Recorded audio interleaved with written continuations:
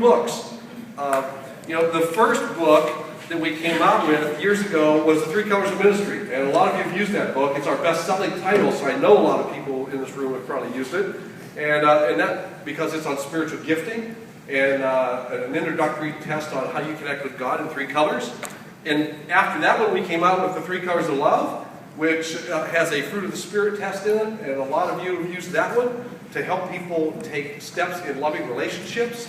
And then 2.5 years ago, I ran around the country with Christian. We went to 6 different cities and launched The Three Colors of Your Spirituality, which went a lot deeper in helping people uncover and unpack their spiritual passion and how they connect with God in a deep way.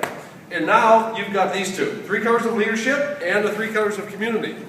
And I'm thrilled. It was on the tour 2.5 years ago that Christian and I talked about what were the greatest needs the churches were facing, what were the issues that they were wrestling with, and holistic small groups and leadership issues were the 2 things that were just jumping out at us.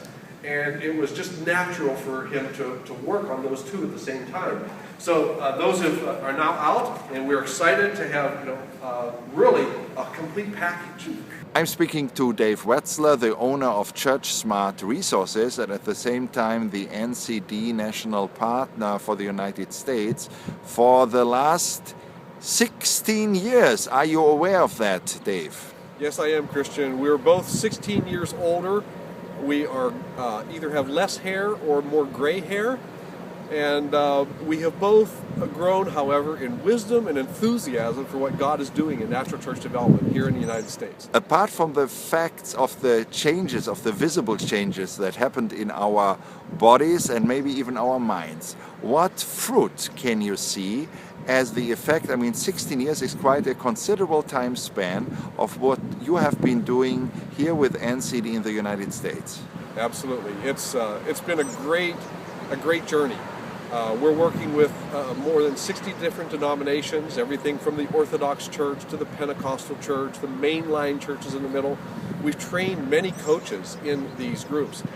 Just today, we were sharing with one of our leaders in the Evangelical Church in a very rural area of the United States who stuck with natural church development from the year 2000 to the present, and in that time saw their number of churches grow from a small number of 26 to now where they have 32 churches, and from where they had a weekend attendance of 3,000 to where now they're having over 8,500 people in attendance.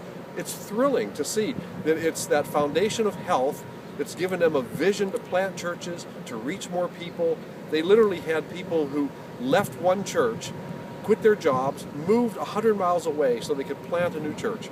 And those kinds of stories all are foundation of the church health that's being established by using NCD principles. I just have met an interesting man, Dale Herberly, and he was the district superintendent among the evangelical churches in the Western District. And I've just seen some numbers about these denominations. I don't know whether or not it is so well visible here on this screen, but we see that in many regions there had been, and there are still, figures of stagnation, whereas one conference, it's the Western Conference here indicated in red, they increased their, is it membership or is it worship participants?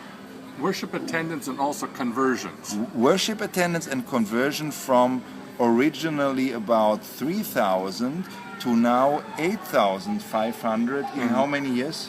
In the 10-year period of time. In a 10-year period of time. And you have been the district superintendent, Yes. superintendent there. So I would take it for granted that something remarkable has happened in this time window. What was it? Well, what really happened is I was passionate about working with the NCD principles, that I was introduced to the ABC booklets in 1998 and became district leader in 2000, and I wanted to make that a part of the vision of our conference, that we could have healthy, life-giving, prevailing, and multiplying churches. And this seemed to be a tool, and the principles of that really spoke to my heart.